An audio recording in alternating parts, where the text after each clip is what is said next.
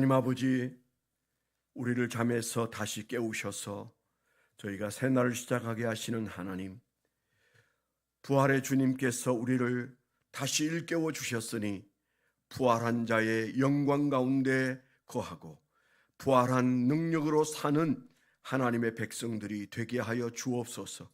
오늘도 말씀과 함께 그리고 주님과 함께 이 세상을 능히 감당해내고 이기는 하나님의 기쁜 종들이 되게 하여 주옵시고 하나님을 기쁘시게 하는 종들이 되게 하여 주옵소서. 예수님 이름으로 감사하며 기도드렸습니다. 아멘. 오늘 하나님께서 우리에게 주신 말씀은 예레미야서 22장 1절로 5절 말씀입니다. 1084페이지 예레미야 22장 1절로 5절.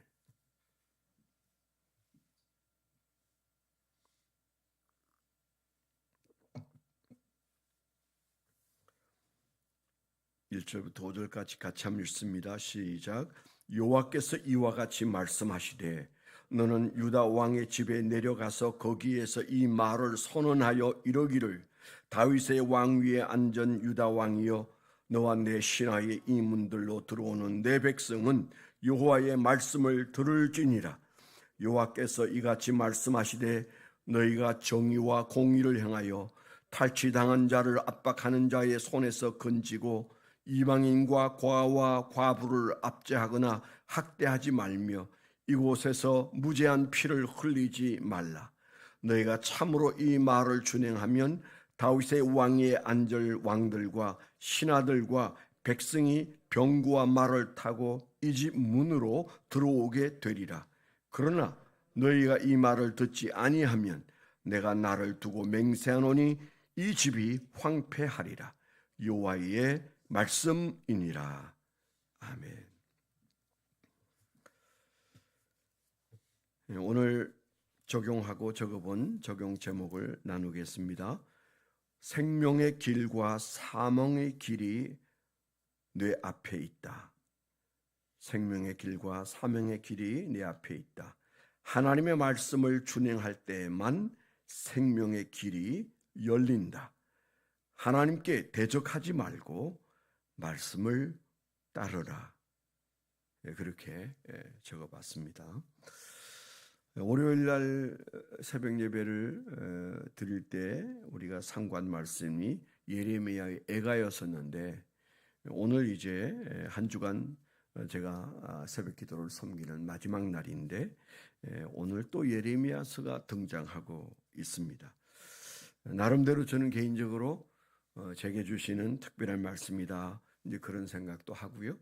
제가 첫날에 월요일에 말씀드린 것처럼 정준왕 총장님이 예레미야처럼 살라는 그런 편지를 안수받는 날에 제게 주셨어요.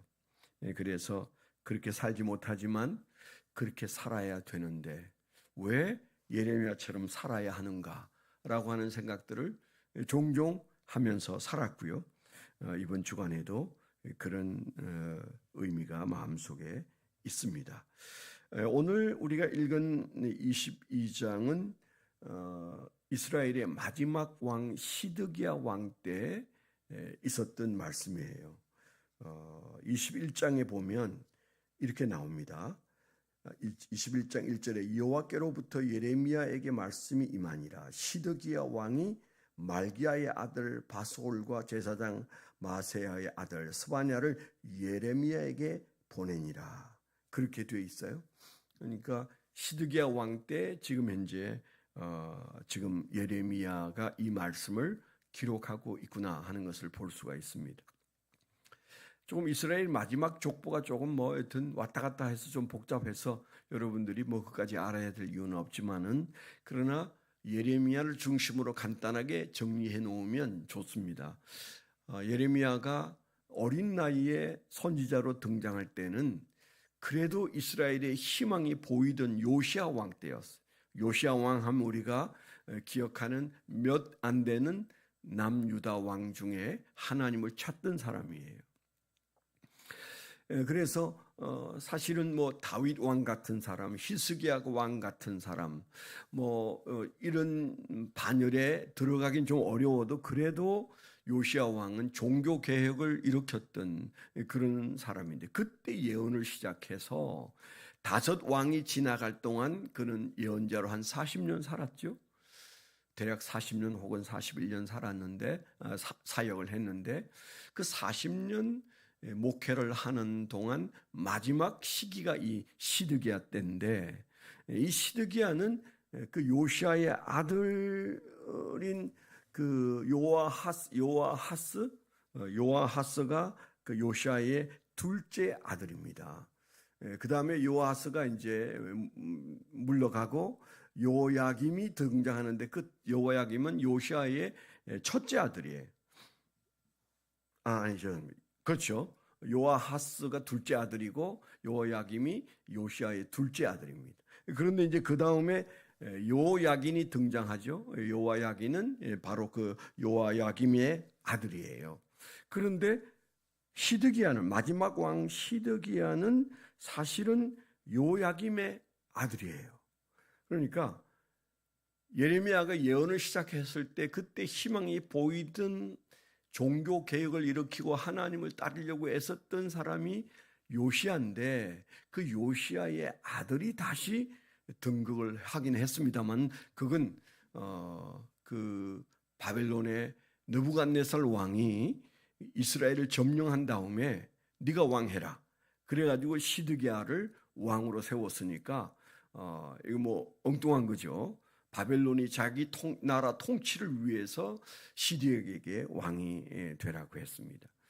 우리가 잘 아는 대로 그 이전에 있었던 요야긴은 바벨론의 느부갓네살과 싸우다가 붙잡혀서 그는 사실은 바벨론으로 포로로 잡혀갔던 사람인데, 그 뒤에 이제 바벨론이 세워놓은 왕이 엉터리 왕이죠. 그러니까 바벨론의 그 섭정을 위해서 시드기야를 이제 왕으로 세웠는데, 그가 결국 그 결론은 그도 포로로 잡혀가는데 두 눈이 뽑혀서 그가 이제 가게 되죠. 저는 그 두 눈이 뽑혀서 바빌론으로 잡혀간 사건이 오늘 새벽에 제 마음속에 참 마음에 와서 닿았습니다. 그것은 문제는 눈이다. 문제는 눈이다. 우리가 무엇을 보고 있으며 어디를 보고 있으며 누구를 보고 있는가, 그게 결국 우리의 운명을 결정짓는데, 바벨론의 느부갓네살이 볼 때 자기가 세운 왕이 자기를 바라보지 않으니까 눈을 빼버렸어요. 그리고 그를 바벨론으로 끌고 갔습니다. 그가 맞은 최후였고, 그 시드기야 왕 때 이스라엘이 멸망하고 남왕국 586년에 멸망하고, 예레미야는 이제 멸망할 때 그 적잖은 사람들이 이제 몰켜서 이제 그 우리가 느부갓네살 왕에게 붙잡히면 우리는 다 죽는다. 그러니까 우리가 살 길은 믿을 때는 딱 하나밖에 없다. 이집트다. 그래서 애굽으로 도망가면서 저 눈에 까신 예레미야도 끌고 가자. 그래서 예레미야를 끌고 이집트로 간 것이 예레미야의 운명의 끝이에요. 그 뒤에 그가 어떻게 되었는지 알 수 없지만, 그러나 이제 많은 그 야사에서는 그들이 예레미야를 결국 죽였다. 그래서 예레미야가 순교한 선지자다. 백성에게, 자기 백성에게 순교를 당한 하나님의 사람이다. 이렇게 말하죠. 한결같이 예레미야는 뭐라고 말했습니까? 우리에게 쳐들어온 저 느부갓네살, 저 바벨론은 우리가 싸워야 할 대상이 아니고 하나님이 보낸 하나님의 사자이기 때문에 그에게 항복해야 된다. 그렇게 말했어요. 여러분 생각해 보세요. 나라가 지금 바벨론 때문에 풍전등화에 있고, 그리고 그 말대로 사실은 또 점령을 당했었고, 지금은 그 바벨론의 통치하에 시드기야가 이제 왕노릇 하지만은 하고 싶겠습니까? 바벨론을 반역하고 싶은 마음이 시드기야 마음속에 많이 있습니다. 그래서 예레미야에게 도대체 우리 운명이 어떻게 되겠느냐, 뭘 어떻게 하면 좋겠느냐. 그랬을 때 바벨론을 따라야 한다. 그랬을 때 그 말을 들은 사람들이 시드기야에게, 저 예레미야는 지금 계속 우리에게 바벨론에게 항복하라고 한다. 그러면서 그를 부추겼더니 그가 바벨론을 반역하게 되고, 그 반역을 눈치챈 바벨론이 그의 눈을 뽑아버린 거잖아요. 시드기야의 눈을 뽑아버렸잖아요. 이스라엘 역사는 이렇게 끝나버리죠. 이제 이때 그가 이제 죽기 전에, 끌려가기 전에 예레미야가 시드기야에게 계속 한 말이 21장과 22장에 나오고 있는 거죠. 6절에 5절에 뭐라고 그랬어요? 내가 나를 두고 맹세하노니, 하나님이 하시는 말씀이세요. 이 집이 황폐하리라. 여호와의 말씀이니라. 언제 황폐한다고 그랬어요? 이 말을 듣지 아니하면, 너희가 이 말을 듣지 않으면 너희가 망한다. 그런 말씀을 주신 거거든요. 그래서 그 앞에 말씀에 보면 그 생명의 길과 사망의 길이 너희 앞에 있다. 그런 말씀이 나옵니다. 21장 8절에 보면 이런 말씀이 있어요. 여호와께서 말씀하시기를, 보라, 내가 너희 앞에 생명의 길과 사망의 길을 두었노라. 너는 이 백성에게 전하라 하셨느니라. 그랬어요. 하나님이 예레미야에게 하신 말씀이, 너희가 지금 현재 생명의 길과 사망의 길, 이 두 앞에 있는데 너희가 선택해야 된다. 선택의 기로에 서 있는 그들에게 무엇이 생명의 길이고 무엇이 사망의 길인지를 주님께서 예레미야를 통해서 말씀하셨는데, 결국 그들은 사망의 길을 선택하고 말았습니다. 멸망의 길을 선택하고 말았습니다. 근데 여러분, 우리가 22장을 읽었습니다만은 21장부터 흘러나온 얘기잖아요. 그래서 21장에 기반을 둔 22장이라면 거기에서 하나님이 하신 아주 놀라운 말씀이 있어요. 제가 종종 하는 얘기입니다만은 지금 바벨론이 쳐들어와서 그 나라를 집어삼켰습니다. 그리고 그 바벨론이 시드기야를 왕으로 또 앉혀놓고 이제 좌지우지하고 있습니다. 호시탐탐 멀리 떨어져 있는 바벨론이 한눈 파는 사이에 우리는 다시 일어나서 우리나라를 되찾으리라, 뭐 이런 마음을 시드기야와 많은 백성들이 했겠죠. 그런데 예레미야가 하는 말은 정반대의 말을 했어요. 그 말은 지금 바벨론 느부갓네살이 쳐들어온 게 아니라 하나님이 우리에게 쳐들어 오셨다. 하나님이 우리를 지금 대적으로 여기고 계신다. 어쩌다가 우리가 하나님의 백성인데 하나님의 적이 되었다. 그렇게 말하거든요. 21장 5절에 보면 내가 든 손과 강한 팔 곧 진노와 분노와 대노로 친히 너희를 칠 것이며, 이거 하나님이 하신 말씀입니다. 하나님이 이스라엘을 향하여 예레미야를 통해서 하신 말씀. 바벨론이 우리를 치고 있다 이렇게 생각하는데 하나님은 예레미야를 통해서 뭐라고 말씀하죠? 내가 너희를 치고 있다. 바벨론이 너희를 치는 것이 아니고 내가 너희를 치고 있다 그랬어요. 친히 너희를 칠 것이며 내가 또 사람이나 짐승이나 이 성에 있는 것을 다 치리니, 짐승까지도 내가 공격하겠다. 하나님이 지금 공격하고 있는데 어두운 눈을 가진 이스라엘 백성들은 바벨론이, 강성한 바벨론이 우리를 지금 현재 때려 부수고 있다 이렇게 생각하니 그들이 전쟁에서 죽고 바벨론의 병사에게 칼에 찔려 죽을 때 바벨론이 우리를 죽인다고 생각하는데 6절에 보니까 그들이 큰 전염병에 죽으리라. 이스라엘 백성들이 죽을 거라고 말씀하신 그 말씀의 배경에는 하나님이 죽이는 거죠. 하나님이 죽이고 하나님이 치고 그렇게 한다는 말씀이 나오잖아요.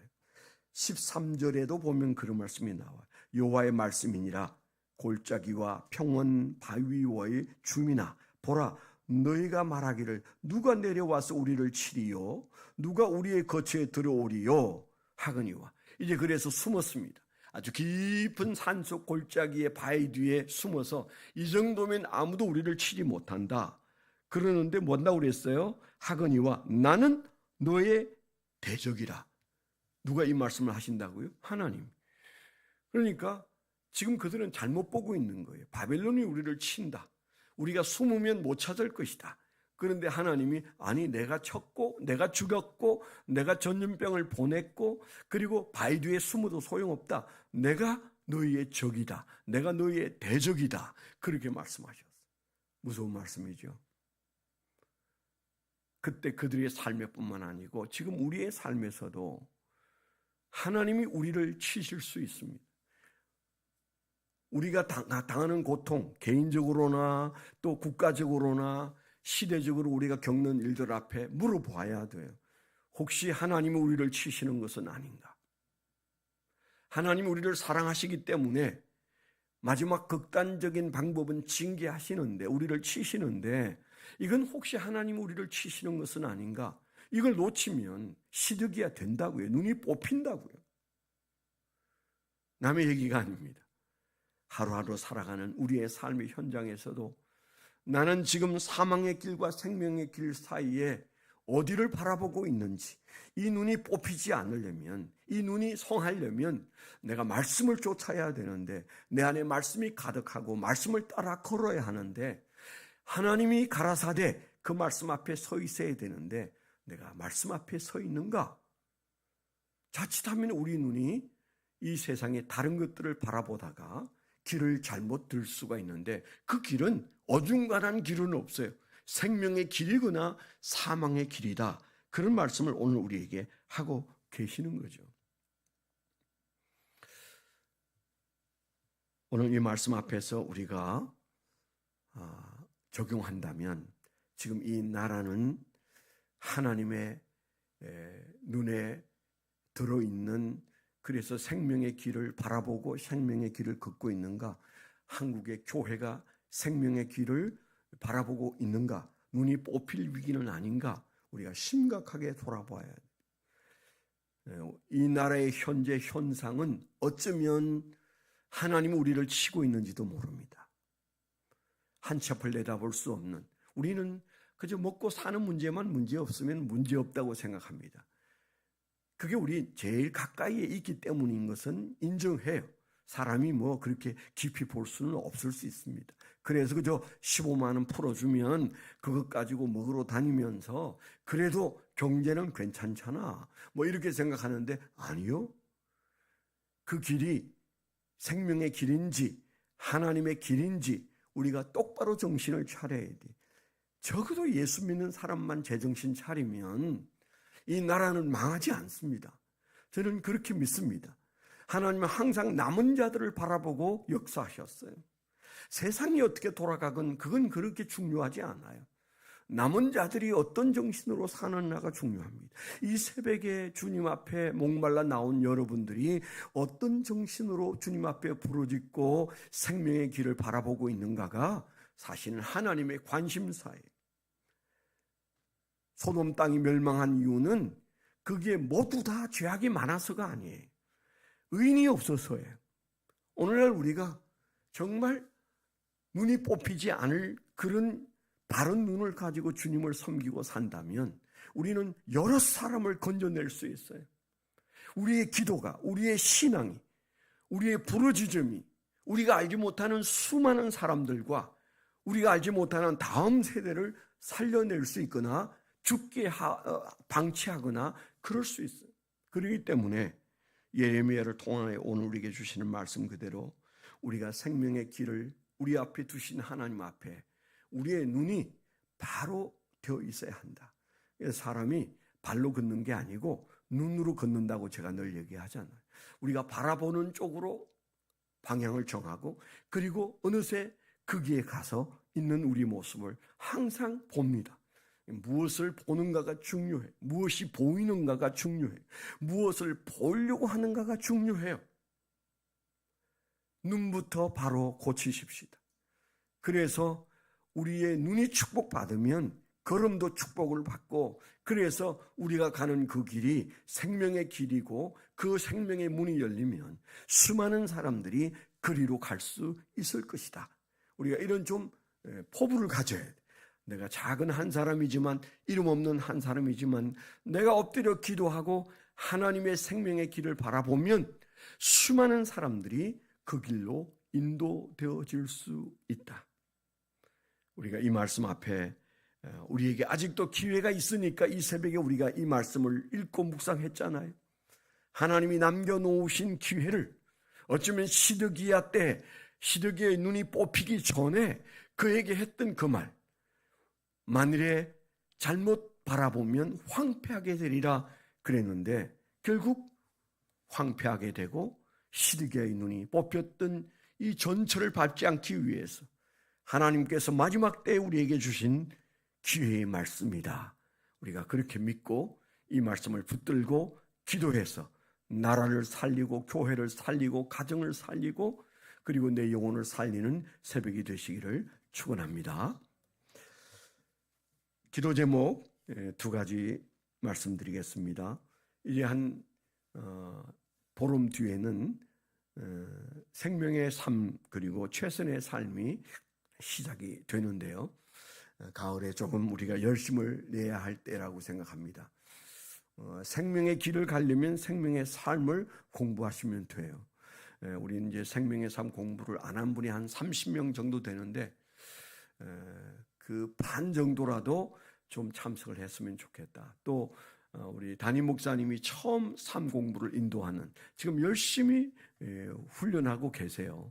그래서 생명의 삶이 시작이 될 텐데 이게 좀 잘 됐으면 좋겠습니다. 그래서 많지 않은데 각 목장에서는 생명의 삶을 공부하지 않았거나 그 기억이 잘 안 나는 분들은 생명의 삶을 다시 듣는 그런 기회가 되었으면 좋겠다.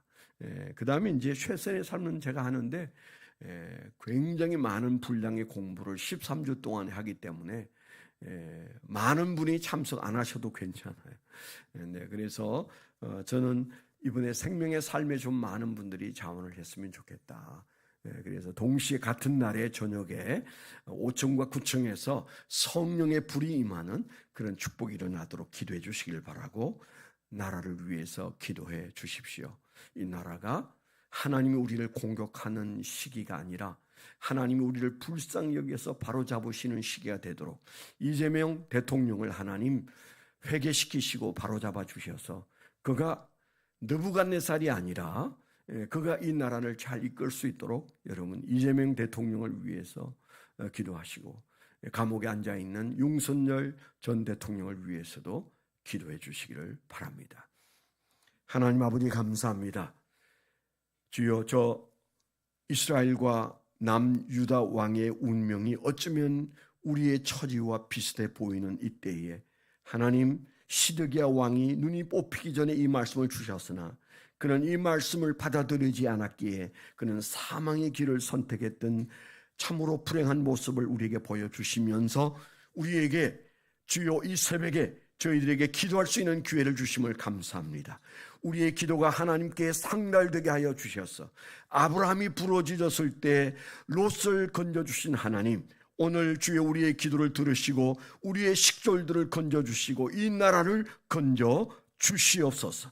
이제는 우리 주 예수 그리스도의 은혜와 아버지 하나님의 극진하신 사랑과 성령님의 내주 동행하시며 감화감동하심이 하나님을 사랑하는 거룩한 백성들의 생애 위에 지금부터 영원토록 함께하여 주시옵기만을 간절히 축원하옵나이다. 아멘.